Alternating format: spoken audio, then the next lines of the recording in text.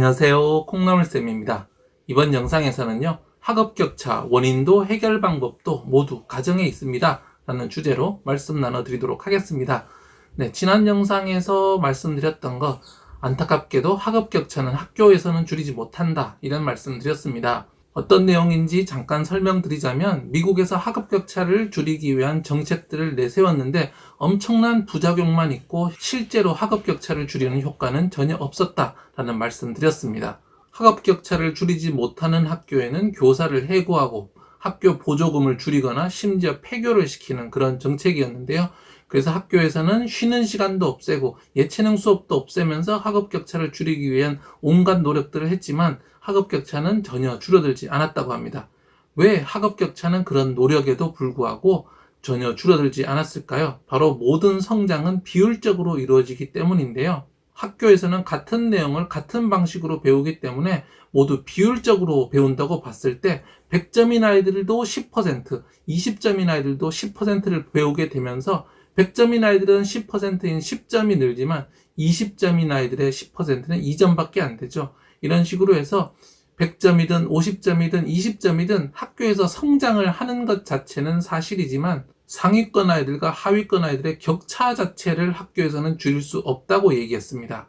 방금 말씀드렸지만 학교는 모두에게 거의 같은 교육을 하고 있거든요. 그렇기 때문에 이 학업격차의 뒤에 처진 아이들은 같이 따라갈 수가 없습니다. 결국에는 개별적인 노력을 해야 되는데요. 그것이 바로 가정이라는 말씀입니다. 그러면 이번 영상 보시면요, 우리 아이가 학업격차의 앞쪽으로 가기 위해서는 무엇을 해줘야 하는지 아실 수 있을 겁니다. 관련 영상은요, 아래 설명 누르면 보실 수 있고요. 좋아요와 구독하기, SNS 공유까지 더 좋은 영상을 만드는 데 큰 힘이 됩니다.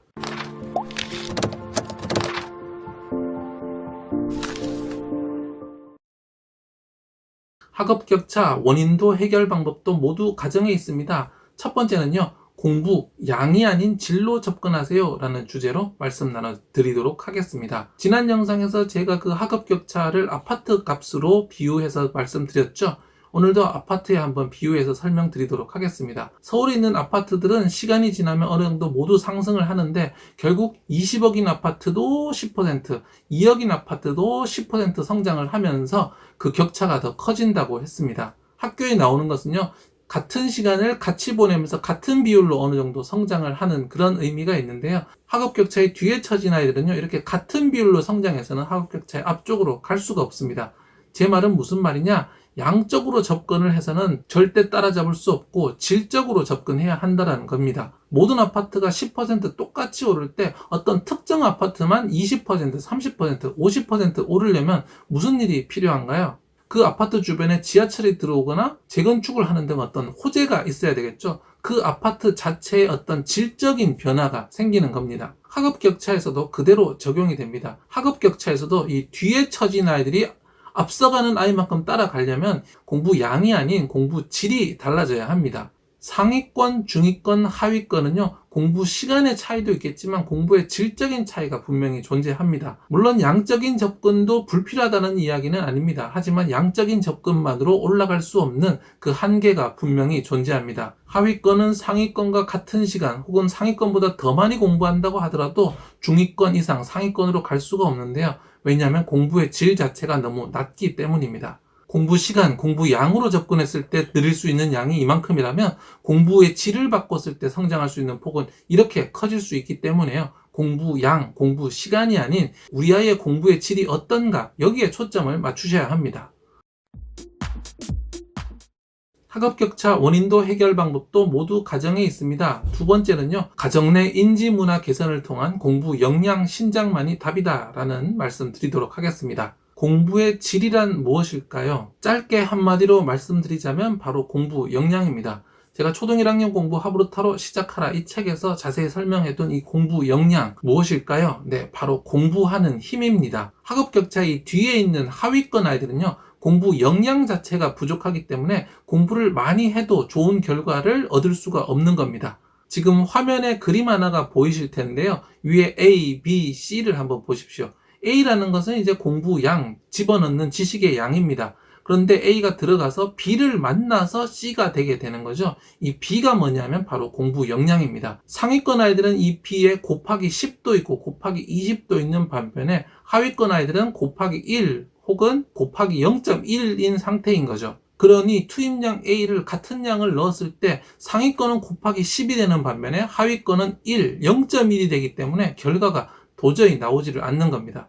이렇게 공부 역량이 부족하기 때문에 아무리 투입량을 늘려도 결과 C가 좋지 않고요. C가 좋지 않기 때문에 아이들은 나는 머리가 나쁜가 보다 하고 공부를 포기하게 되는 거죠. 먼저 공부 시간 투입량 A는요 크게 늘릴 수가 없습니다. 어차피 우리는 24시간이 한정되어 있기 때문이죠. 게다가 공부 못하는 아이들은 공부 자체가 괴롭기 때문에 이 A 투입량을 늘리는 것이 굉장히 힘듭니다. 이런 하위권 아이들은요 투입량 A를 늘리는 것이 아니라 이 A를 어떻게 소화하느냐 하는 공부 역량 B를 개선시켜 주어야 합니다.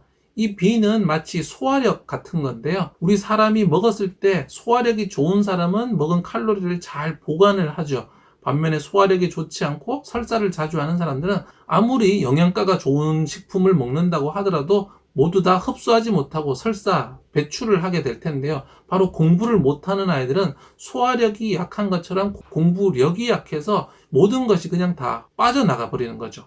그래서 초등 공부는 속력이 아니라 방향이다. 많은 양을 집어넣으려고 하는 것이 아니라 이 양을 집어넣었을 때 그 산출이 잘 나오도록 비영역, 바로 공부 역량을 개선해 주시라는 말씀이고요. 공부 역량을 개선하는 방법은 뭐가 있을까요? 제가 여러 가지 영상에서 말씀드렸지만 가정에서의 대화법이 중요하다고 말씀드렸습니다. 이거 저거 같은 대명사보다는 정확한 명사를 사용하시고 되도록 고급 어휘를 사용하시라는 거. 그 다음에 정답을 자꾸 주입하려고 하지 말고 사고를 하도록 하시라는 거. 그런 것들이 바로 하브루타죠. 질문하고 대화하면서 아이로 하여금 더 많은 생각을 하게 하는 것이 바로 이 B, 공부 역량을 키우는 중요한 방법 중 하나입니다. 또 독서 제가 계속 강조드리고 있죠. 부모와의 대화만으로는 아이의 어휘력과 문해력을 충분히 키울 수 없습니다. 결국에는 독서를 함으로써 아이의 문해력을 키워야 하는 거고요. 공부를 할 때도 단순히 이 내용을 공부하겠다는 것이 아니라 이 내용을 어떻게 공부하고 내 것으로 만드는지 그 방법 자체를 공부해야 된다라고 말씀드렸습니다. 그를 통해서 결국 공부 역량을 기를 수 있다는 거죠. 앞에 말씀드린 내용들은 제가 이미 제 책이나 영상을 통해서 계속해서 설명드리고 있고요. 앞으로도 계속 설명을 드리겠습니다.